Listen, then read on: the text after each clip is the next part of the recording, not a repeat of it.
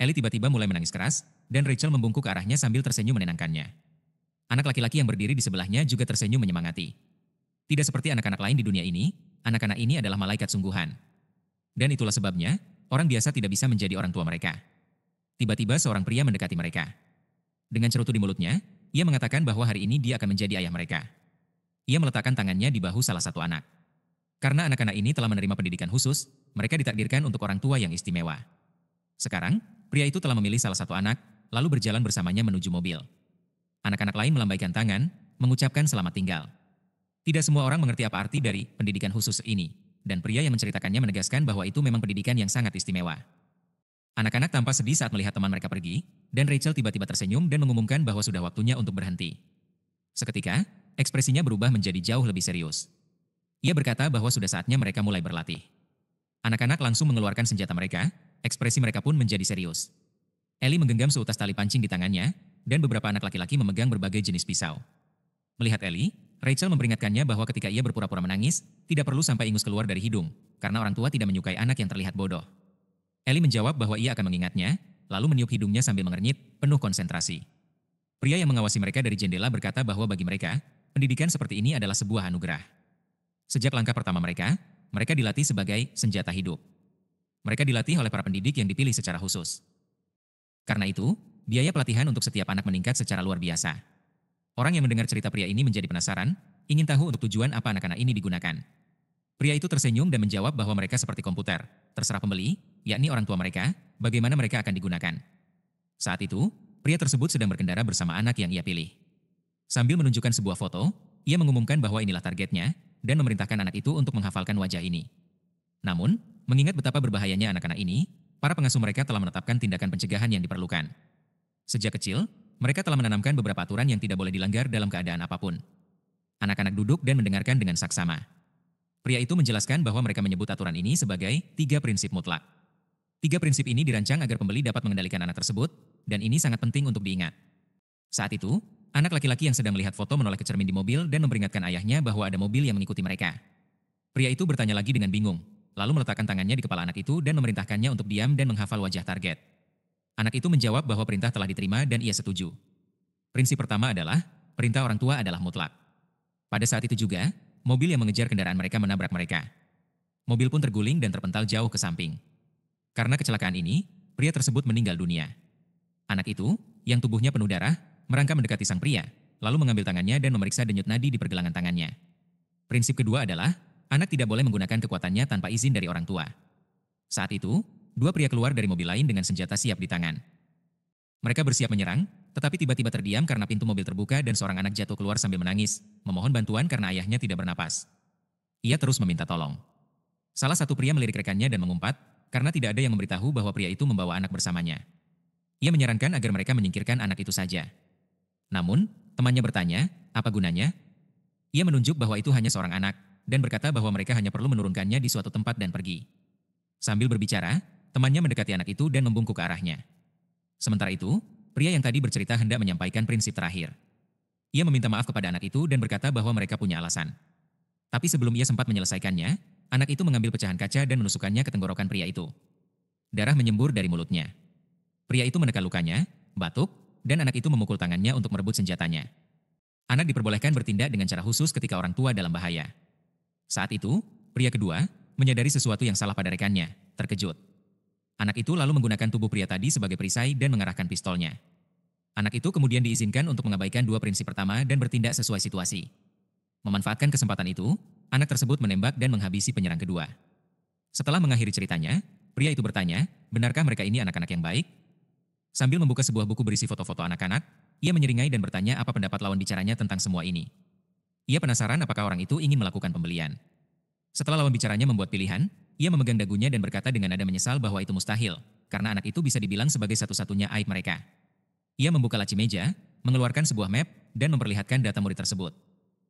Ia menyatakan bahwa dalam hal kemampuan, anak ini melampaui semua anak lain dan juga benar-benar elit. Ia juga sangat menyukai anak itu, tetapi mereka telah kehilangan dia. Pria itu lalu membetulkan kata-katanya, memutuskan bahwa lebih baik jika ia mengatakan itu. Bahwa anak itu menghilang. Mereka mencoba melacaknya, tapi tanpa orang tuanya, dia tidak bisa menggunakan kekuatannya, jadi dia tidak akan menarik perhatian yang tidak perlu. Pria itu mengernyit dan mengepalkan tinjunya dengan kecewa, sambil berkata bahwa sekarang anak itu mungkin sedang hidup seperti anak biasa atau bahkan mungkin sudah mati. Beberapa saat kemudian, seseorang mengepalkan tinju dan memukul Hang Henho. Ia tidak bisa menahannya dan berteriak kesakitan. Juan Joseph, yang melihat Hang jatuh berlutut kesakitan, berkata dengan kagum bahwa pukulan terakhir itu luar biasa, dan bertanya apakah itu benar.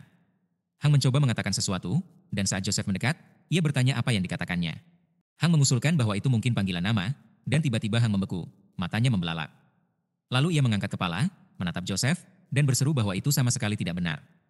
Ia menjelaskan bahwa ia mengatakan angka 15. Ia memperjelas, bahwa dia bermaksud mengatakan bahwa tendangan itu pantas mendapatkan 15 poin. Joseph mendekat ke teman-temannya, mengumpat, lalu bertanya lagi.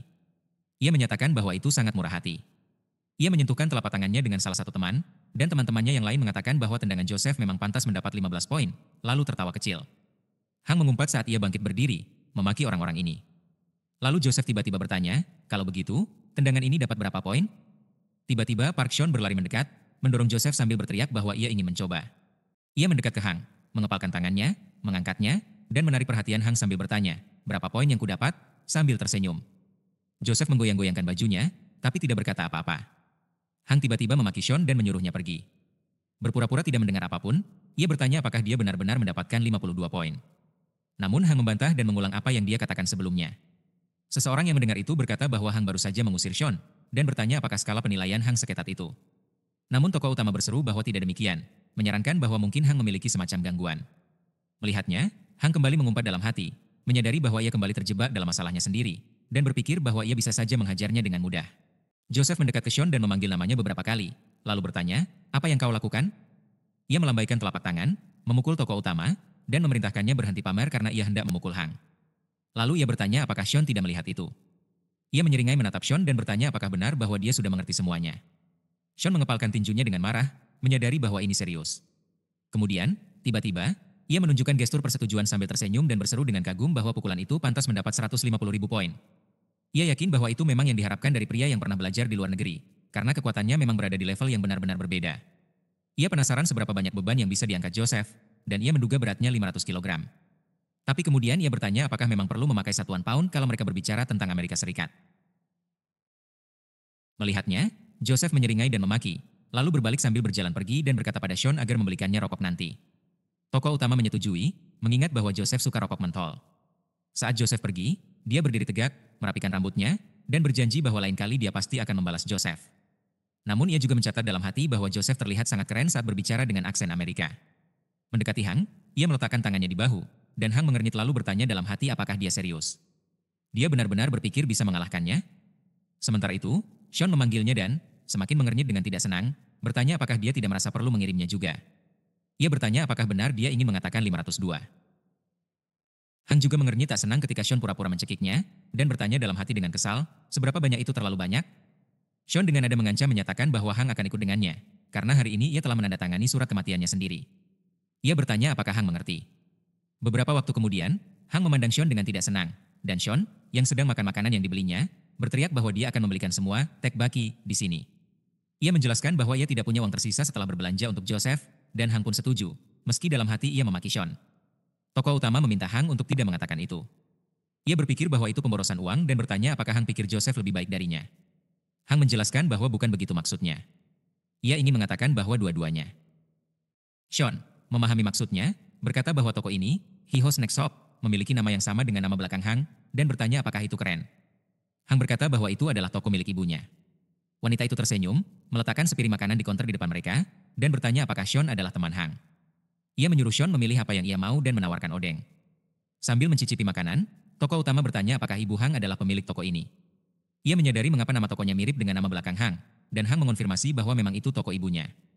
Hang berpikir bahwa ia berhasil menyembunyikan keberadaan toko ini sebelumnya, dan dari semua orang yang ia kenal, ia tak percaya bahwa Sean lah yang berhasil mengetahuinya. Ia menjilat bibirnya sambil mengunyah makanan, lalu bertanya apakah benar begitu. Ia menyeringai, menyadari bahwa dalam situasi ini ia tidak bisa lagi bersikap seperti orang luar.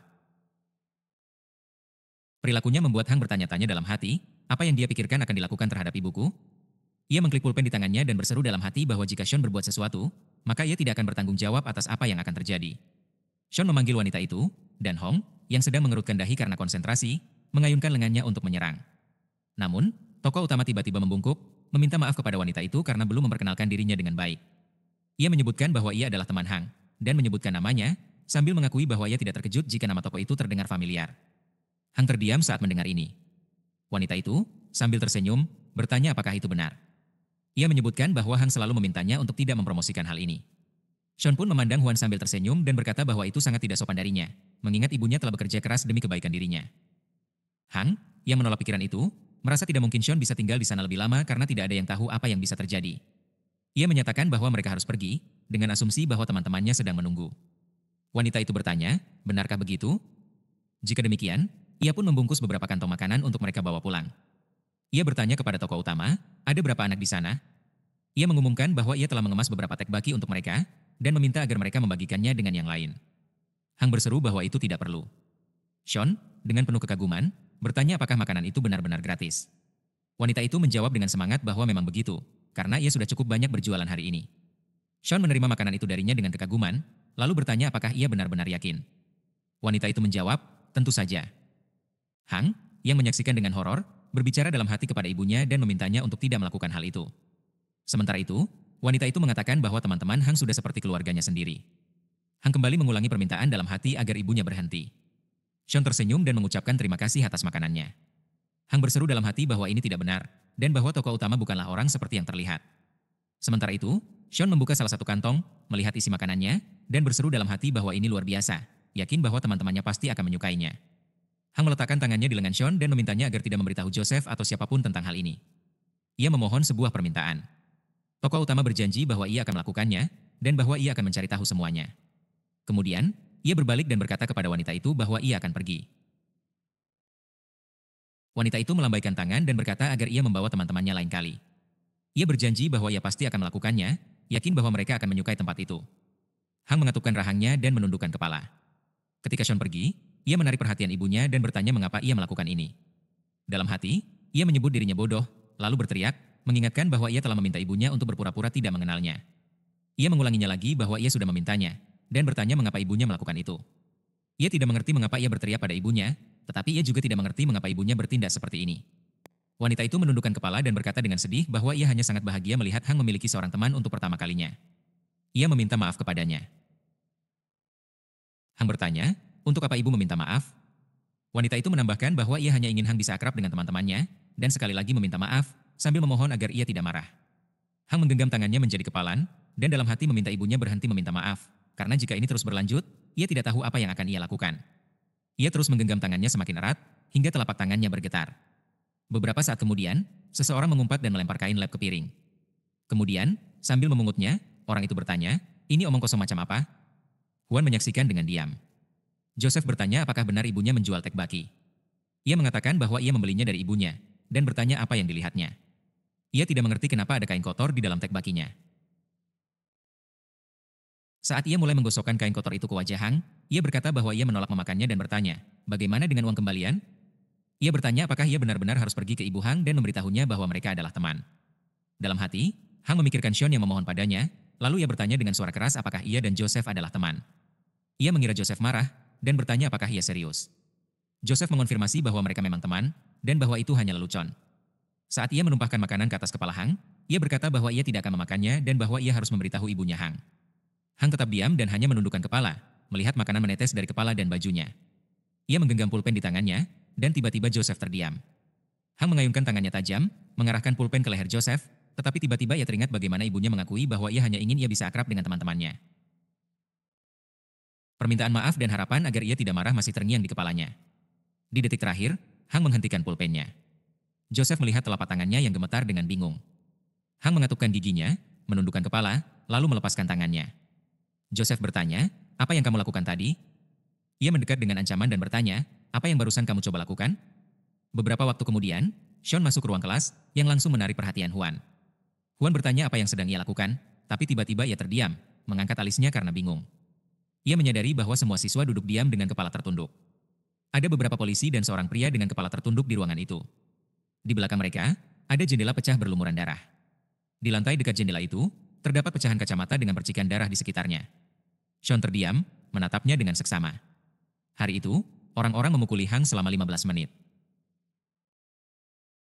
Ia sempat pingsan beberapa kali karena rasa sakit dan syok, lalu sadar kembali. Setiap kali sadar, ia meminta maaf dan memohon pengampunan. Tapi tak seorang pun menghentikan kekerasan saat Joseph memukuli Hong dan darah berhamburan. Semua siswa berpaling, pura-pura tidak melihat. Tak ada yang berani campur tangan. Akhirnya, Hang sendiri yang menghentikannya.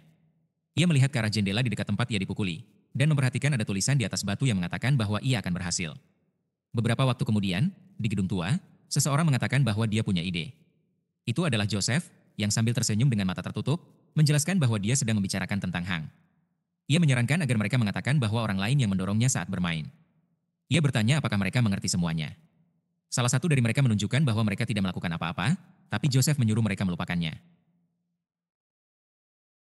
Ia lalu menjelaskan bahwa ia berbicara dengan ayahnya, dan ternyata ada satu hukum yang bagus di Korea. Ia bertanya apakah mereka pernah mendengar tentang peradilan anak, juvenile justice. Ia mengatakan bahwa karena ia mengulang tahun ajaran, maka hukum itu tidak berlaku padanya. Itulah sebabnya ia meminta teman-temannya untuk menutupi perbuatannya. Ia mengumumkan bahwa mereka harus menyerahkan diri dan mengaku bahwa mereka pelakunya. Ia bertanya apakah mereka mengerti. Salah satu dari mereka berseru bahwa ia pernah mendengar tentang hal itu, dan juga pernah dengar bahwa mereka bisa dituntut ganti rugi. Namun, Joseph mengatakan bahwa mereka tidak perlu khawatir karena ada cara untuk menghindarinya. Ia menjelaskan masalahnya, lalu menyeringai dan berkata bahwa jika tidak ada yang mengajukan gugatan, berarti tidak ada masalah. Ia bertanya, benar, kan? Ia mengatakan bahwa bahkan jika mereka tertangkap, mereka akan dilindungi oleh undang-undang anak. Anak-anak itu masih mencoba membantah, tapi tanpa mendengarkan mereka, Joseph mengumumkan bahwa ia tidak meminta mereka melakukan ini secara gratis. Ia membuka koper, dan tumpukan uang jatuh darinya. Ia mengumumkan bahwa ia akan memberikan 10 juta won untuk masing-masing dari mereka, dan bertanya apakah mereka setuju. Setelah itu, ia bertanya apakah ada dari mereka yang tahu di mana Ibu Hang tinggal. Saat itu, wanita tersebut sedang duduk di apartemennya, menangis, dan nyaris tidak bergerak. Beberapa saat kemudian, sambil berjalan menuju rumah, Joseph sedikit menurunkan masker yang menutupi wajahnya dan bertanya kepada salah satu temannya lantai berapa wanita itu tinggal. Anak itu menjawab bahwa wanita itu tinggal di lantai 5. Mereka mendekati lift, tapi lift itu terjebak di lantai 5. Anak-anak itu heran, namun Joseph menyuruh mereka melupakannya dan mengajak naik tangga saja. Saat mereka naik perlahan, ia menyuruh teman-temannya mempercepat langkah karena mereka hampir sampai. Sampai di lantai 5, ia melihat sebuah alat pemadam kebakaran yang menghalangi pintu agar tidak menutup. Inilah alasan lift tidak bisa naik lebih jauh. Melihat lebih dekat, Joseph bertanya, apa-apaan ini? Tiba-tiba, seorang pria yang duduk di tangga sedikit lebih tinggi bertanya, kenapa kalian lama sekali? Ketika Joseph berbalik, ia menatap pria itu lebih saksama. Pria itu dengan serius berkata bahwa Joseph telah membuatnya menunggu. Menyadari bahwa itu Sean, Joseph bertanya dengan bingung apa yang ia lakukan di sana. Pria lain berseru bahwa ia datang tepat waktu, dan mengajaknya naik. Sang protagonis berkata bahwa ia hanya ingin menanyakan 2 pertanyaan, dan bertanya bagaimana Joseph tahu tentang tempat makan itu. Masalahnya, tempat itu adalah tempat rahasianya. Joseph menurunkan maskernya dan bertanya apakah yang dimaksud benar-benar tempat itu. Ia menjelaskan bahwa ia penasaran mengapa Sean makan siang dengan anak-anak tetangga daripada membawakan rokok untuknya. Lalu ia bertanya, apa yang dipikirkan Sean? Teman mereka, Hong, baru saja bertengkar dengan ibunya di depan toko, dan Sean menyadari bahwa semua itu karena dirinya. Ia pun memutuskan untuk mengajukan pertanyaan kedua, dan memperingatkan bahwa Joseph harus menjawabnya dengan sangat hati-hati. Ia bertanya, apa yang kalian lakukan di sini, sambil menunjukkan batang besi yang dipegangnya. Joseph bertanya balik, apa tidak jelas? Ia menjelaskan bahwa mereka datang untuk menemui Ibu Hong, yang sedang tidur lelap setelah mengajukan gugatan terhadap mereka. Anak-anak lain juga mulai menyiapkan senjata yang mereka bawa. Joseph menambahkan bahwa Sean datang tepat waktu, dan mengakui bahwa selama ini Sean sangat mengganggunya. Ia bertanya, apakah protagonis pikir ia tidak sadar bahwa Sean pura-pura membuli Hang, padahal sebenarnya membantu? Ia berkata, kau benar-benar menganggap aku bodoh? Ia mengacungkan batang besi, tapi tiba-tiba Sean berkata bahwa ia sudah cukup, dan mengambil alat pemadam kebakaran. Joseph mengayunkan batang besi dan maju, berkata, ayo sini. Sang protagonis menarik cincin dari alat pemadam kebakaran, lalu mengucapkan terima kasih kepada Joseph karena telah mengonfirmasi dugaannya. Ia mengaku bahwa ia memang sudah menduga ini, tapi hanya ingin memastikannya. Lalu ia mengarahkan alat pemadam itu ke Joseph dan teman-temannya. Menutupi wajahnya dengan tangan, Joseph berkata, apa-apaan ini? Ia tak mengerti mengapa teman-temannya berdiri saja, lalu memerintahkan mereka untuk menangkap Sean. Sang protagonis mengayunkan alat pemadam itu dan menghantam anak pertama. Benturannya begitu keras hingga membuat anak itu terpental dan menjatuhkan Joseph dari tangga juga. Ia menyingkirkan tubuh anak itu dari atasnya dan memerintahkannya untuk minggir, sambil memanggilnya dengan nama. Sementara itu, Sean sudah terlibat perkelahian dengan pria lain yang memakinya. Joseph berlari mendekat dan menyerang, namun sang protagonis mengangkat alat pemadam untuk bertahan. Dengan gerakan cepat, ia memutar alat itu dan menghantam kaki Joseph sekuat tenaga. Joseph meringis kesakitan, lalu jatuh dan menjerit bahwa kakinya patah. Ia mengulanginya beberapa kali, mengatakan bahwa ia mendengar suara retakan. Ia memaki sang protagonis, dan saat berjalan turun beberapa anak tangga, ia berkata bahwa ia telah mematahkan tulang metatarsal Joseph, tulang yang berada di atas tulang berbentuk C, dan memperingatkan bahwa ia tidak akan bisa berjalan lagi. Joseph memandang kakinya yang berlumuran darah dengan ngeri dan bertanya mengapa Shane melakukan ini. Ia tidak mengerti mengapa dirinya diperlakukan seperti itu. Sang protagonis selalu menyatakan bahwa anak-anak diajarkan beberapa prinsip, dan prinsip pertama adalah bahwa perintah orang tua bersifat mutlak. Setelah itu, sambil mengayunkan tinjunya untuk memukul, ia mengumumkan prinsip kedua. Kekuatan serangannya begitu besar hingga Joseph terlempar ke belakang dan menghantam aspal. Sean berkata bahwa seorang anak tidak boleh menggunakan kekuatannya tanpa izin dari orang tua. Orang-orang yang menyaksikan kejadian itu dengan ketakutan bertanya, bingung, apa yang sebenarnya dia katakan. Sang protagonis, sambil menarik kerah pakaian Joseph, mengatakan bahwa prinsip yang paling penting adalah prinsip ketiga. Ia lalu menggenggam jari Joseph dengan tangannya. Joseph, sambil menyatukan kedua telapak tangan, memohon pada Sean untuk mengampuninya. Ia meminta maaf dan juga memohon agar Sean berhenti melakukan ini. Sang protagonis, dengan tajam menarik jari Joseph, berkata bahwa ketika orang tua berada dalam bahaya, seorang anak diizinkan untuk mengabaikan dua prinsip pertama dan bertindak sesuai situasi. Akhirnya, ia melepaskan Joseph yang terjatuh ke lantai, dan memandangi jarinya yang patah dengan ngeri. Sean berkata bahwa ibu Hang pernah mengatakan bahwa teman-teman Hang seperti keluarga baginya. Itu berarti mereka juga telah memutuskan untuk mengancam ibunya. Ia mengangkat kakinya ke atas tubuh Joseph, yang masih terbaring di lantai, dan menyatakan bahwa tidak ada yang bisa menghentikannya sekarang. Saat menghantam, ia bertanya apakah Joseph sudah belajar dari semua ini. Beberapa saat kemudian, seseorang meminta lawan bicaranya untuk masuk. Rachel, yang memegang ponsel di tangannya, menoleh ke arah direktur dan mengumumkan bahwa ada panggilan dari Korea. Pria itu bertanya lagi, ingin tahu siapa sebenarnya yang meneleponnya. Rachel menjawab bahwa itu adalah karyawan dari White Tiger. Saat mengulurkan tangannya, pria itu meminta agar diberikan telepon tersebut. Ia menerima perangkat itu dan memperkenalkan dirinya sebagai direktur. Lawan bicaranya mengaku bahwa mereka mengira telah menemukan orang yang dimaksud, legenda yang hilang dari Mansion of the Dead. Saat itu, Sean berdiri dia memandangi pria-pria yang telah ia kalahkan. Lawan bicara di telepon mengatakan kepada direktur bahwa objek dengan nama Sandy Sean saat ini berada di Korea. Sean berasal dari Mansion of the Dead, telah menjalani pelatihan khusus, merupakan senjata multifungsi, dan terkait dengan proyek anak baik. Ia memiliki nama Sandy Sean. Anak dengan nama Sandy Sean adalah mahakarya terbaik dari semua yang diciptakan di Mansion of the Dead. Ia memiliki keterampilan senjata tersembunyi dan kemampuan untuk membunuh tokoh-tokoh penting. Ia adalah produk dengan kualitas luar biasa dalam segala hal.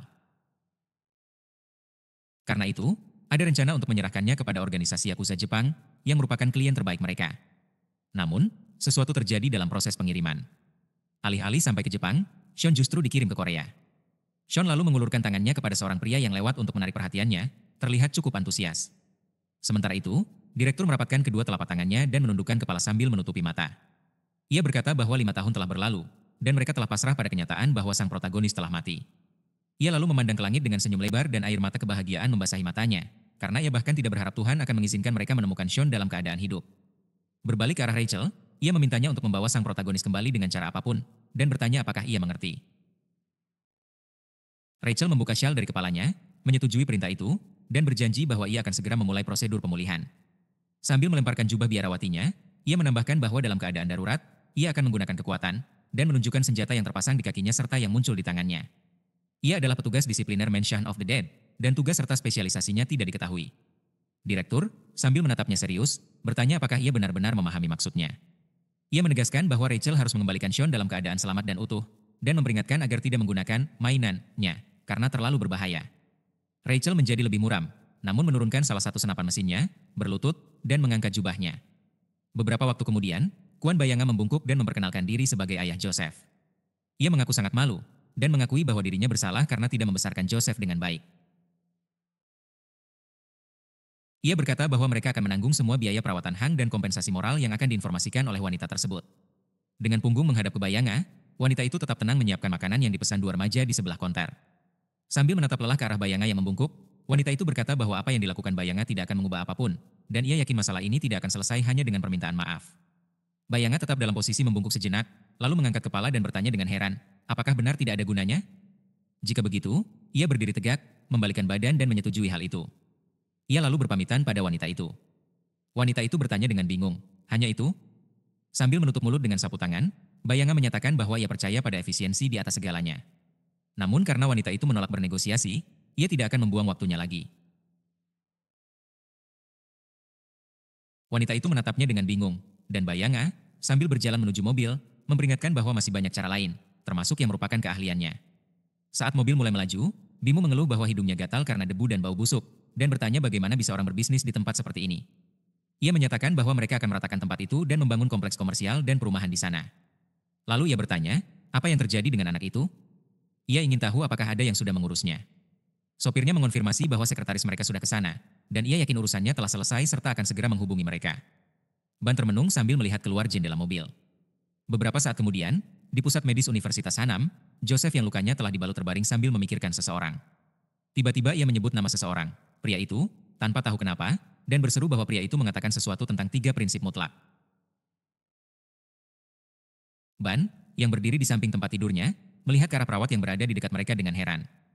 Ia mengulang nama, 3 prinsip mutlak, dan mengira itu semacam gerakan kepemudaan. Perawat itu tidak menjawab, dan Joseph berseru bahwa dia juga tidak tahu. Ia menambahkan bahwa kemudian pria itu tiba-tiba menyerang mereka berempat. Banu mengangkat telapak tangannya, meminta Joseph menunggu. Perawat tampak terkejut dan gemetar melihatnya. Ia bertanya apakah perawat bisa keluar sebentar, berjanji bahwa ia tidak akan lama. Saat perawat itu keluar, Joseph langsung berdiri, menarik perhatian Ban dan ingin mengatakan sesuatu. Namun sebelum sempat menyelesaikan kalimatnya, Ban tiba-tiba menghajarnya keras di wajah. Kepala Joseph terpelanting, dan Ban menyebut namanya dengan serius. Ia bertanya apakah Joseph tahu apa yang paling membuatnya marah. Dia mengatakan, apakah mereka menggertak pria itu hingga dia melompat, atau memaksanya, itu tidak penting. Yang membuatnya marah adalah kenyataan bahwa mereka mendatangi rumahnya. Masalah ini seharusnya diselesaikan dengan hati-hati. Sambil tersenyum, Ban berkata bahwa aturan utama dalam bisnis adalah, jangan lakukan hal yang sama 2 kali. Ia memperingatkan Joseph bahwa ini harus menjadi pelajaran, karena dunia ini adalah dunia orang dewasa. Pada saat yang hampir bersamaan, seseorang menendang Sean dan melemparkannya ke samping. Dia tidak melawan. Pria itu, sambil mengenakan sarung tangan, memerintahkan asistennya untuk mengangkat Sean. Ia mengerutkan kening dan bertanya siapa mereka, dan tidak mengerti apa yang sedang terjadi. Namun sebelum sempat menyelesaikan pertanyaannya, pria itu menampar wajahnya. Tas yang dibawa Sean terlempar dan kusut di sampingnya. Tak lama kemudian, mereka menjatuhkannya ke tanah. Salah satu dari mereka bertanya apa yang Sean inginkan. Ia melepas sarung tangan dari telapak tangannya, mengatakan bahwa Sean telah memukuli 4 rekannya, tetapi hal seperti itu tidak akan berhasil terhadap orang dewasa.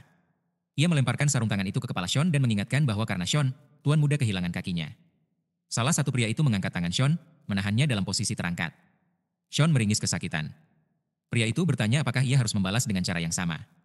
Ia meletakkan kakinya di tangan Sean, menekannya, dan mata Sean membelalak sebelum ia menjerit, tak mampu menahan rasa sakit.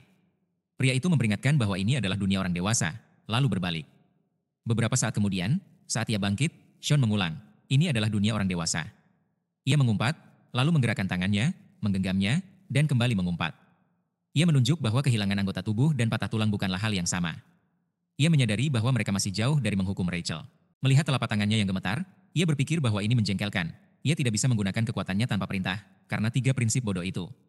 Saat ia mengambil tasnya, ia memutuskan untuk menyepi dulu. Jika itu tidak berhasil, mungkin ide baru akan muncul. Tapi itulah yang membuatnya benar-benar kesal. Ia terus berjalan, namun tiba-tiba pikirannya buyar saat seseorang menarik perhatiannya. Itu adalah Ibu Hang. Ia bertanya, apa benar ini kamu, Sean? Ia memandangnya cemas dan bertanya, apa yang terjadi padamu? Sean menyapanya, berpikir bahwa ini adalah masalah lain. Beberapa saat kemudian, Sean sudah duduk di meja makan, mengaduk makanannya dengan garpu sambil menunduk. Ibu Hang menaruh beberapa piring di depannya dan berkata agar ia tidak merasa terbebani. Ia mengingatkan bahwa ia sudah bilang semuanya baik-baik saja, dan menyuruh Sean makan banyak. Sean tiba-tiba membeku, berpikir bahwa wanita itu benar-benar menyuruhnya makan banyak. Dalam hati, ia mencatat bahwa ia mengenali Mama Hong sebagai orang tua. Ia pun mulai makan makanan yang disajikan. Melihatnya, wanita itu berseru khawatir, memperingatkan bahwa itu bisa menyebabkan gangguan pencernaan, dan menyuruhnya minum air. Sean langsung menurut dan meletakkan botol kosong di meja setelah menghabiskannya. Setelah selesai makan, ia bersandar di kursi dan berterima kasih atas makanannya. Sambil memotong kimbap, wanita itu berkata bahwa ia sangat senang karena Sean akhirnya datang mengunjunginya setelah sekian lama. Sean duduk lebih tegak, menunduk, dan bertanya apakah Hang baik-baik saja. Wanita itu bertanya, maksudmu Hangku? Ia menjawab bahwa Hang baik-baik saja. Ia ingat bahwa orang-orang bilang operasi itu berhasil. Sekarang tinggal menunggu kondisi stabil. Ia bertanya apakah benar bahwa Hang sangat pemberani. Karena itulah, meski sekarang sulit, mereka pasti bisa melewatinya. Tapi tiba-tiba tangannya bergetar, dan ia mengaku bahwa ia sendiri tidak sekuat itu. Ia memejamkan mata dan menangis keras, mengatakan bahwa hal mengerikan terjadi pada putranya, dan ia tidak bisa melakukan apa-apa. Ia sangat ingin menghancurkan segalanya, termasuk pria itu dan semua yang ia sayangi, agar pria itu bisa merasakan penderitaan yang sama dan memakan dirinya sendiri dari dalam. Sambil menangis, ia memukul meja dan gulungan kimbap yang telah ditata dengan rapi pun hancur berantakan. Sean menyimak dengan seksama. Setelah beberapa saat, wanita itu menenangkan diri dan meminta maaf pada Sean, karena merasa seharusnya ia tidak membebani Sean dengan semua ini. Ia berbalik, namun tiba-tiba membeku karena melihat meja itu kosong. Ia mencoba memanggil Sean, tapi tak ada yang menjawab. Beberapa waktu kemudian, di sebuah gedung tinggi, seseorang mengumumkan bahwa ini adalah akhir dari laporan kinerja Beyond Constructions. Bayang Wu mengangkat gelas berisi alkohol dan mengumumkan bahwa semua orang telah bekerja dengan baik di kuartal ketiga. Berkat kerja keras para karyawannya, Bonwot Construction berhasil meraih kesuksesan dan berada di posisi mereka sekarang. Ia juga mulai berbicara tentang tekad mereka yang tak tergoyahkan, meskipun perusahaan induk mereka, Yang Construction, telah bangkrut. Tiba-tiba, seorang pelayan mendekati salah satu karyawan dan bertanya apakah dia ingin menambah anggur. Pria itu sedang mempertimbangkan untuk minum lagi, tetapi tiba-tiba si pelayan memukul wajahnya dengan keras menggunakan botol, hingga ia terpental ke samping karena pukulan itu. Ternyata itu adalah Sean, yang mengonfirmasi tindakannya sambil meminta pria itu untuk tidak menolaknya. Dengan marah, dia memaki pria tersebut. Sean lalu mengambil 2 gelas dari nampan dan melemparkannya ke arah pria yang mencoba menyerangnya. Namun, gelas-gelas itu tidak mengenainya. Saat bersiap untuk menyerang lagi, pria itu menyarankan agar Sean mencoba menghindar. Namun, tiba-tiba pria itu terdiam dalam kebingungan saat melihat kedua telapak tangannya. Gelas-gelas tadi berada di tangannya. Dia tidak mengerti bagaimana itu bisa terjadi. Sementara itu, protagonis mengayunkan kakinya dan memberikan tendangan kuat, hingga gelas-gelas itu retak dan pria itu terpental ke samping. Setelah itu, Sean mengambil garpu dan pisau kecil yang ada di dekatnya dan melemparkannya ke arah orang-orang yang berdiri di sekitar. Salah satu dari mereka, seorang pria berambut pirang, memakinya dan memerintahkannya untuk menerima nasibnya. Namun, sebelum dia bisa melancarkan serangan, pisau yang dilempar Sean menembus pria itu dan rekan-rekannya di dekatnya, menembus kepala mereka. Karyawan lain mulai melihat sekeliling, dan salah satu dari mereka bertanya, apa tadi suara ribut itu? Pria lain memerintahkan yang lain untuk menangkap Sean dan menembaknya. Dalam kebingungan, mereka saling bertanya, di mana Sean? Salah satu dari mereka memerintahkan para karyawan untuk mencarinya, karena ia tidak mungkin pergi jauh dan pasti masih ada di sekitar situ. Bayang Wu yang menyaksikan keributan dari atas memikirkan pria berambut pirang itu. Sementara itu, Sean, yang bersembunyi di bawah salah satu meja, merangkak keluar sambil menggenggam pisau kecil. Ia memikirkan anak-anak baik dari rumah maut dan mengulangi prinsip pertama, perintah orang tua adalah mutlak. Ia berlari di antara beberapa pria dan menebas kaki mereka. Dengan ekspresi serius, ia mengingat seorang wanita yang pernah berkata ingin menghancurkan pria lain dan semua yang ia cintai. Agar seperti dirinya, pria itu juga hancur dari dalam. Teriakan pria-pria di belakangnya terdengar karena kaki mereka terluka. Sean mengulangi kata-kata wanita itu, namun tiba-tiba teralihkan karena mereka menyadarinya dan mulai menyerang. Sean menarik taplak meja dan melemparkannya, beserta apapun yang ada di atasnya, ke arah para pria tersebut. Saat mereka terdistraksi, ia mengambil meja itu dan melompat ke arah mereka untuk memperkuat serangannya. Salah satu pria sempat memaki, tetapi sesaat kemudian, Sean menindih dia dan rekan-rekannya ke lantai dengan meja tersebut. Teriakan pun pecah. Tiba-tiba, Sean menyadari seseorang telah melempar pisau ke arahnya. Ia berhasil menghindar, dan pisau itu justru menembus kepala pria lain yang sedang berlari mendekat. Seseorang menarik sarung tangan dan mengakui bahwa itu adalah serangan yang bagus, tetapi dia yakin bahwa sebelumnya dia telah mematahkan tangan Sean. Kali ini, ia hendak melakukan sesuatu yang berbeda. Namun sebelum sempat melanjutkan, Sean bergerak cepat, menyergap tangannya dan memukulnya. Lalu, ia kembali mencengkeram tangan pria itu dan memerintahkannya untuk memperhatikan. Ia berkata, begini caranya mematahkan, dan menarik tangan itu hingga pria tersebut berlutut sambil berteriak keras. Sean membiarkannya tergeletak di sana. Tiba-tiba, sebuah peluru melintas sangat dekat dengannya, menggores pipinya. Ia menoleh dan melihat Bayang berdiri di balkon dengan pistol teracung di tangan. Bayang mengakui bahwa ia pikir dirinya penembak yang lebih baik. Sean membalas bahwa, kecuali jika ia seorang profesional, memang sulit menembak dari jarak sejauh itu. Bayang mulai turun dan bertanya, benarkah itu? Ia menduga Sean sudah tahu banyak dan bertanya, siapa kamu? Anak-anak, atau seorang profesional? Ia mengaku pernah mendengar tentang organisasi bernama Krewu di Korea dan bertanya apakah Sean bagian dari mereka. Ia semakin mendekat. Sean mengaku tidak tahu siapa mereka. Ia menambahkan bahwa jika ia milik siapapun, maka itu hanya kedai camilan Ando yang tinggi. Bayang memiringkan kepala sedikit dan bertanya lagi. Ia menyadari bahwa itu adalah kios makanan murah di Gang Yangbao. Kini, ia mengerti semuanya. Sambil menempelkan laras pistol ke kening Sean yang berdiri tenang, ia bertanya apa sebenarnya yang dikatakan oleh wanita itu. Ia mengira wanita itu memerintahkan Sean untuk membunuhnya. Namun Sean menjawab, tidak begitu. Ia mengoreksi bahwa wanita itu mengatakan ia harus menghancurkan Bayang Wu dan segala sesuatu yang ia sayangi. Bayang kebingungan dan bertanya lagi. Namun, Sean dengan cepat mengayunkan lengannya, memukul pistol itu menjauh dan menyerangnya secara bersamaan.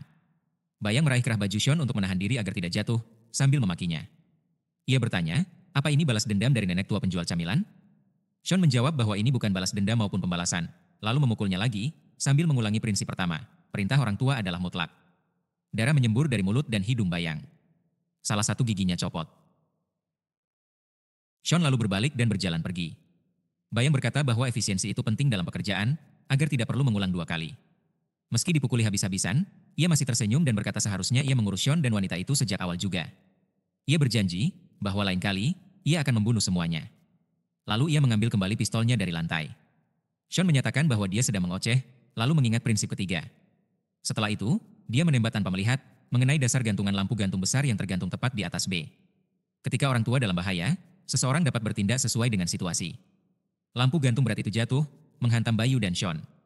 Leaving berkata bahwa keluarga mereka, baik anak maupun ayah, sama saja.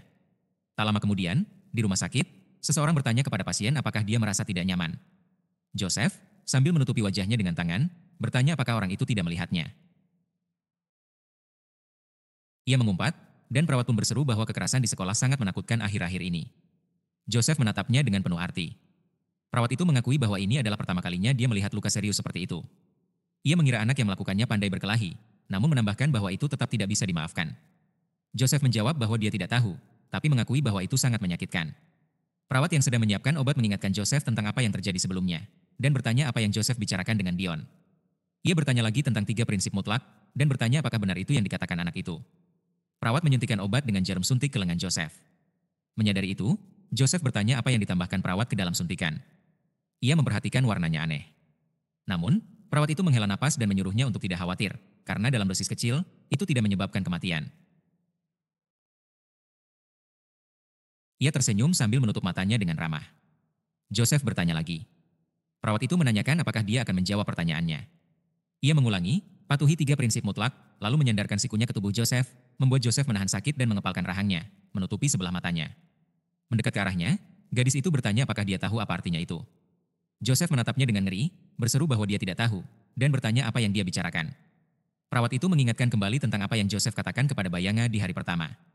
Saat ia melepas wig dari kepalanya, ia memutuskan untuk mengajukan pertanyaan dengan cara berbeda. Ia menyebut seorang anak bernama Saun, lalu bertanya apakah nama itu punya arti bagi Joseph. Dia adalah petugas disipliner dari Mansion of the Dead, Rachel. Tugas dan keahliannya adalah menyamar, menyusup, menginterogasi, dan menyiksa. Beberapa saat kemudian, Rachel menghubungi direktur melalui telepon dan mengumumkan bahwa mereka punya masalah. Ia melihat ke sekeliling aula, di mana banyak orang terbaring dengan luka parah, dan mengatakan bahwa seorang anak dengan nama Sandy Sean telah menggunakan kekerasan. Direktur, yang berdiri dari kursinya, bertanya dengan bersemangat karena tidak mengerti maksud Rachel. Rachel menjelaskan bahwa mereka telah melacak Sean dan sampai di tempat yang tepat, namun dia sudah tidak ada di sana. Sambil berjalan di aula, ia menginjak salah satu pria namun tak memedulikannya, lalu jongkok di samping orang lain dan menambahkan bahwa ada banyak pria yang luka parah di sana. Meskipun itu adalah perbuatan Cheney, itu tetap bertentangan dengan 3 prinsip mutlak. Direktur menggigit jarinya dan mengernyit, mengatakan bahwa ada sesuatu yang tidak masuk akal. Hal seperti itu belum pernah terjadi dalam sejarah Mansion of the Dead, itulah sebabnya prinsip itu disebut 3 prinsip mutlak. Sambil berjalan ke rak buku, direktur membuka pintunya. Ia menarik perhatian Rachel dan berkata bahwa jika Sean telah melanggar 3 prinsip mutlak, maka ada sesuatu yang salah. Beberapa buku jatuh dari rak. Melihat gambar anak-anak yang disegel, direktur menduga bahwa senjata yang mereka jual di Mansion of the Dead bisa saja mengabaikan perintah dan bisa menjadi ancaman bagi mereka sendiri. Mengambil salah satu buku, dia memperingatkan Rachel bahwa target telah berubah. Ia membuka halaman yang menampilkan foto Sean kecil dan memerintahkannya untuk menyelidiki. Ia menyuruh Rachel untuk mengamati dan mencari tahu apakah Sean benar-benar menggunakan kekerasan tanpa izin. Rachel mendengarkan perintah itu dengan saksama, lalu berdiri sambil menginjak pria lain yang berteriak dan menempelkan telapak tangannya ke kaki Rachel. Ia menjawab bahwa ia memahami semuanya. Direktur memperingatkan bahwa jika Rachel membutuhkan bantuan di Korea, dia bisa menghubungi staf White Tiger. Pada saat itu, 2 pria masuk ke ruangan. Salah satunya bertanya dengan bingung, apa-apaan ini? Ia terkejut bahwa seorang siswa SMP bisa melakukan hal seperti itu. Temannya, sambil menyisir rambut dengan sisir, berkata bahwa jika dia terus mencoba memahami situasi ini, bisa-bisa semua rambutnya rontok. Tanpa memutus sambungan telepon, Rachel mendekati mereka dan berkata bahwa dia menemukan seorang perokok dan pria botak. Ia mengumumkan bahwa ia akan mulai mengawasi Sean segera setelah meninggalkan lokasi kejadian. Salah satu pria itu menoleh ke temannya dan bertanya apakah Rachel barusan memanggilnya botak. Dia tidak tahu harus merasa bagaimana. Namun, mengabaikan kekesalannya, Rachel hanya lewat begitu saja, dan para pria itu menatapnya dengan ekspresi bingung. Akhirnya, salah satu dari mereka bertanya apakah gadis-gadis zaman sekarang benar-benar berpakaian seperti itu.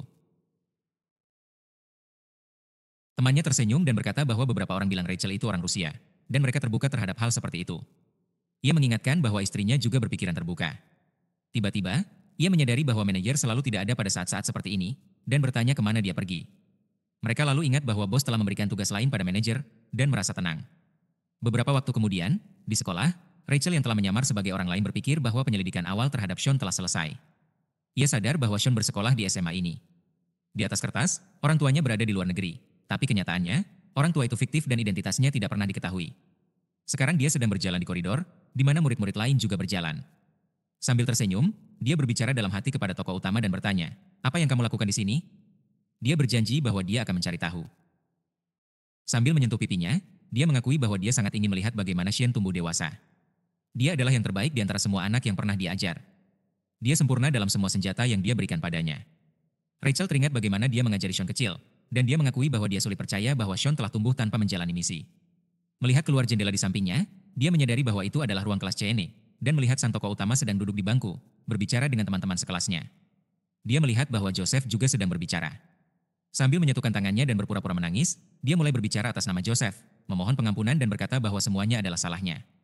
Melihat ini, Rachel membeku. Matanya melebar karena terkejut, dan dia bertanya pada dirinya sendiri, apakah itu Sean? Dia terkejut karena si pengganggu itu ternyata adalah Sean, sementara sang tokoh utama terus berbicara, lalu berkata pada Joseph agar berhenti bertingkah, dan bertanya apakah dia benar-benar ingin mati. Salah satu anak laki-laki yang duduk di bangku di belakang Sean mengumpat, mengatakan bahwa dia terlalu berisik. Dia bangkit dari tempat duduknya, meletakkan tangan di kepalanya, dan meminta Sean untuk membiarkannya tidur. Dia mengerutkan kening, menatapnya dengan tidak senang, dan bertanya apa yang dia katakan.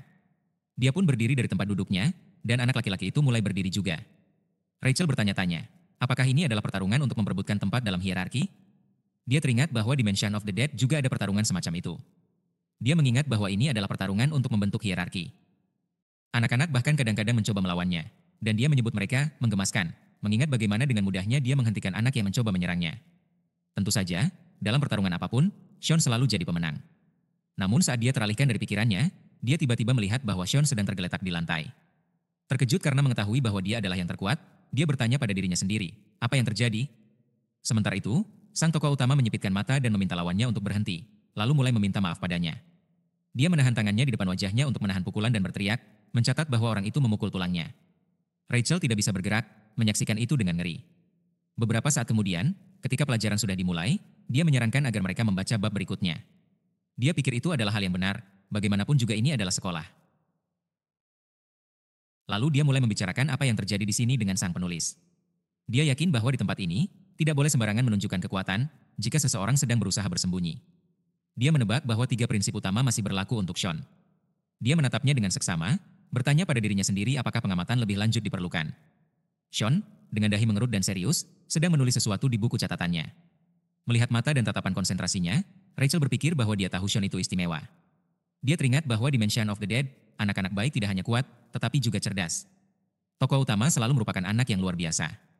Dia berpikir bahwa meskipun Sean sedang menyembunyikan kekuatannya, dia tidak bisa menyembunyikan kejeniusannya. Dia pun mendekat ke meja tempat tokoh utama duduk, ingin memberitahunya apa yang sedang terjadi. Dalam hati dia tersenyum, berpikir bahwa ini merepotkan, karena Sean harus menyembunyikan begitu banyak demi bisa menyatu dengan lingkungan. Dia memutuskan bahwa dia harus mengajarinya begitu ada kesempatan. Namun tiba-tiba dia membeku, menyadari bahwa alih-alih menulis pelajaran, sang tokoh utama malah menggambar komik kecil di bukunya. Dia melirik sekilas, melihat gambar yang dihasilkan dengan saksama. Rachel pun membeku karena terkejut, lalu memukul kepalanya dan bertanya, apa yang kamu lakukan? Dengan marah, dia mengingatkannya bahwa dia sedang berada di kelas. Beberapa waktu kemudian, saat berada di kamar mandi staf, Rachel duduk di toilet dan berpikir, ini tidak mungkin terjadi. Dia menutupi wajahnya dengan kedua tangan dan kemudian membuka penyamarannya, lalu berseru bahwa ini tidak mungkin. Dia bertanya apakah Shane-nya benar-benar telah berubah menjadi anak bodoh. Dia merasa aneh, karena wajah Shane sangat mirip dengan murid-muridnya, tetapi dia tidak merasakan sedikit pun keanggunan darinya. Sambil memejamkan mata dan memegangi kepalanya, dia bertanya pada dirinya sendiri apakah semua ini hanya kebetulan. Dia yakin tidak mungkin anak laki-laki kekanak-kanakan ini adalah Shane. Akhirnya, saat melepas pakaiannya dan mengganti penyamaran, dia memutuskan bahwa rencananya harus berubah, karena ini sudah melampaui perlindungan 3 prinsip absolut. Saat dia keluar dari bilik, dia memutuskan bahwa dia harus terlebih dahulu memastikan apakah nama sandi anak ini benar-benar Sean. Beberapa saat kemudian, saat menunggu lampu lalu lintas untuk menyeberang jalan, Sean memegang kepalanya, menyadari bahwa itu sakit. Dia heran karena guru biasanya tidak memukulnya sekeras itu. Rachel, yang masih bersembunyi di balik penyamarannya, berdiri di sampingnya dan berpikir, jika dia bukan Shen, maka dia harus tahu bahwa dia akan mati di tanganku. Tiba-tiba, sang tokoh utama mendengar seseorang memanggilnya dan bertanya, "Kamu mau kemana?" Dia menoleh, menyadari bahwa itu adalah Ibu Ham. Sambil tersenyum, dia berkata bahwa mereka bertemu lagi, dan bahwa Sean datang tepat waktu. Dia bertanya apakah dia bisa membantunya membawa tas belanja. Tokoh utama terdiam sejenak, lalu dengan senang hati setuju, berjanji bahwa dia akan membawanya. Wanita itu mengucapkan terima kasih dan berkata bahwa dia harus makan tteokbokki jika nanti mampir ke restoran. Sean setuju dengan gembira, mengucapkan terima kasih atas traktirannya. Melihat interaksi mereka, Rachel pun menjadi termenung. Beberapa waktu kemudian, di luar kedai camilan tempat wanita itu bekerja, Sean sedang makan hidangan yang diberikan padanya. Melihat cara dia makan, wanita itu memintanya untuk pelan-pelan, dan sang tokoh utama langsung mengangguk setuju. Rachel yang juga berdiri tak jauh dari sana, merasa pernah mendengar tentang wanita ini dari Joseph, dan mengingat bahwa wanita itu pernah membuat putranya koma. Namun dia tidak mengerti apa hubungan Sean dengannya. Ia memandang Sean dengan bingung, sementara Sean tetap melanjutkan makan makanan yang ditawarkan kepadanya. Melihat saus menempel di mulut Sean, Rachel berpikir bahwa ia benar-benar seperti babi. Semakin dia memperhatikan, semakin mirip, dan dia merasa bahwa itu jelas bukan Sean. Dia tidak mengerti bagaimana seseorang bisa bertingkah seperti babi dengan wajah Cheney. Ketika dia mencoba hidangan yang ia ambil, tiba-tiba dia berteriak dan mulai mengibaskan tangannya ke arah mulut, sambil berseru bahwa itu pedas. Ia meminta air, dan wanita itu memberikan sebotol air sambil berkata bahwa ia akan mengambilnya. Wanita itu berasumsi bahwa gadis ini tidak tahan makanan pedas, dan bertanya apakah benar demikian. Sambil menyesap air, Rachel menangis karena kepedasan dan dalam hati mengulangi perkataan wanita itu bahwa ia tidak tahan makanan pedas. Ia berpikir, apa dia bercanda? Ini murni penyiksaan. Dia tidak mengerti bagaimana orang bisa makan hal seperti ini, dan menganggap bahwa mereka pasti sudah gila. Rasa pedas itu masih terasa, dan Rachel menyebut orang-orang Korea gila karena yakin bahwa makanan dengan tingkat kepedasan seperti itu seharusnya dianggap racun, bahkan bisa mematikan. Sambil tersenyum, sang tokoh utama mengatakan bahwa seharusnya dia makan lebih pelan dan menganggap gadis di depannya sangat ceroboh. Dalam hati, Rachel mengumpat dan memutuskan bahwa dia pasti akan membunuhnya. Dia ingat bahwa Saun juga tidak tahan makanan pedas. Ia teringat saat ia pernah menggenggam tangan Saun dan berpikir betapa beratnya hal itu jika Saun masih di Korea. Tiba-tiba, ia tersentak saat melihat Sean berdiri dengan tangan mengepal hingga gemetar. Ia terkejut melihat hal ini. Wanita itu tiba-tiba menoleh ke arah Sean dan bertanya apakah makanannya enak, sambil memberikan isyarat persetujuan. Sean pun berseru bahwa makanannya sangat enak, bahkan bisa menjilat jari. Rachel mengumpat dalam hati dan bertanya-tanya apakah dia benar-benar berusaha keras menahannya. Ia memperhatikan ekspresi Sean dan menyebutnya bodoh, berpikir bahwa dia bisa saja tidak makan dan selesai. Rachel tidak mengerti mengapa dia memaksakan diri untuk makan semuanya. Jika dia tidak tahan makanan pedas, dia seharusnya tidak memakannya. Tiba-tiba, dia menyadari sesuatu dan matanya membelalak. Ia berkata pada dirinya sendiri untuk menunggu, lalu pikirannya kembali ke masa lalu, ketika Sean bertemu wanita itu di lampu lalu lintas. Saat itu, dia dengan senang hati setuju membawakan tasnya dan juga setuju makan tteokbokki saat mereka datang ke restoran. Rachel menyadari bahwa Sean melakukan semua yang dikatakan wanita itu. Saat wanita itu menyerahkan sebuah kotak dan memintanya membantu, tokoh utama dengan senang hati setuju. Rachel sadar bahwa dia sedang mengikuti perintah, dan ia teringat ketika ia melapor ke direktur, ia mencatat bahwa bahkan jika ini ulah Cheney, itu bertentangan dengan 3 prinsip mutlak. Ia yakin hal seperti ini tidak mungkin dilakukan tanpa perintah. Ia berasumsi bahwa seseorang menyewa Sean untuk menghancurkan Basewood Construction. Satu-satunya tersangka sekarang adalah wanita ini. Rachel memandang wanita itu dengan waspada, yang saat itu sedang memasukkan bahan-bahan ke dalam saus agar bisa dimasak. Rachel teringat prinsip pertama dari Mention of the Dead, yaitu bahwa perintah orang tua adalah mutlak. Saat ini, Sean telah memindahkan kotak itu ke tempat yang benar, dan Rachel menyadari bahwa dia menganggap wanita ini sebagai orang tua dan mematuhi perintahnya. Mempertimbangkan semua ini, kepingan teka-teki mulai menyatu. Rachel memberikan uang kepada wanita itu untuk membayar. Wanita itu memintanya menunggu sebentar, berkata bahwa dia akan mencari uang kembalian sekarang. Sambil mulai menghitung, Rachel memegang sebuah tongkat tajam dan berpikir bahwa ada cara mudah untuk mengonfirmasi dugaannya. Ia melemparkan tongkat itu ke arah wanita tersebut, namun Sean menghentikannya dengan sebuah garpu. Kemudian, Sean melompati meja, meraih Rachel, yang tersenyum dengan antusias, merasa bahwa dugaannya benar. Gerakan mendadak dari Sean menyebabkan kursinya terbalik, dan wanita itu menjerit karena suara tajam tersebut membuatnya kaget. Saat ia berbalik, ia menyadari bahwa Sean dan Rachel menghilang, dan mencatat bahwa gadis itu lupa mengambil uang kembalian. Tak lama kemudian, Sean dan Rachel berada di tempat yang agak berbeda.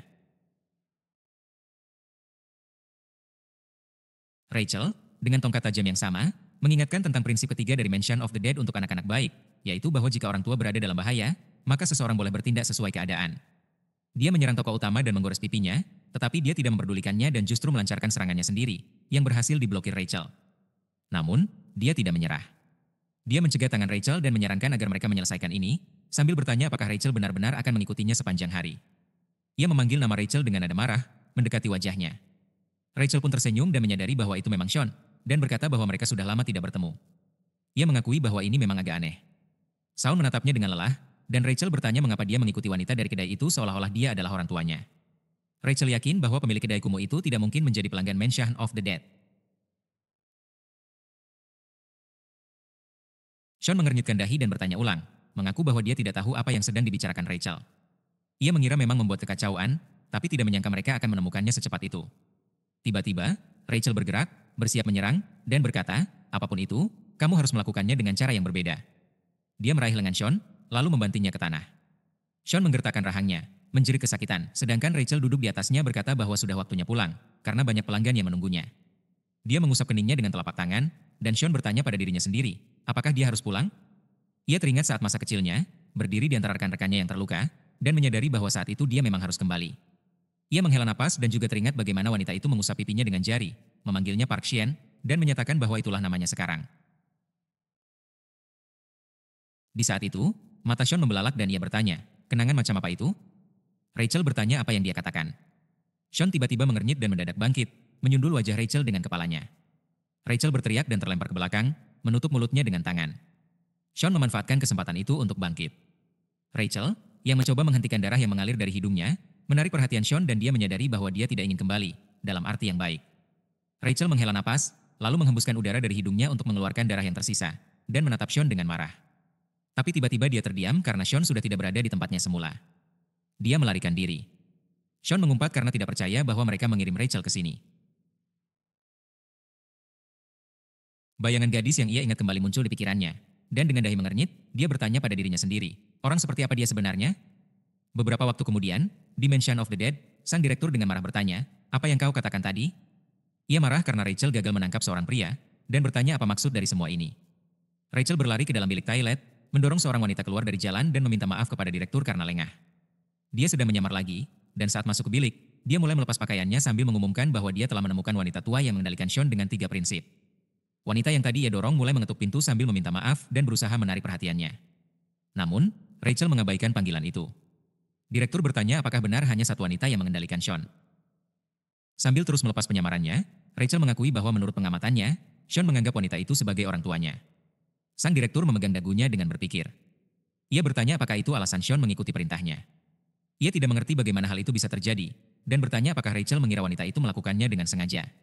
Rachel menjawab bahwa ia belum bisa memastikan, tapi ia tidak menganggap begitu. Sang direktur mengatakan bahwa, dalam hal ini, Rachel harus mengikuti wanita itu terlebih dahulu. Tanpa menjawab, Rachel mengakhiri panggilan, lalu membuka pintu bilik. Wanita itu mengernyit marah dan bertanya apakah Rachel tidak malu menyela antrean. Tanpa menjawab, Rachel, yang kini telah mengganti penampilannya, berjalan ke samping. Wanita itu memandangnya bingung dan bertanya kemana perginya gadis tadi.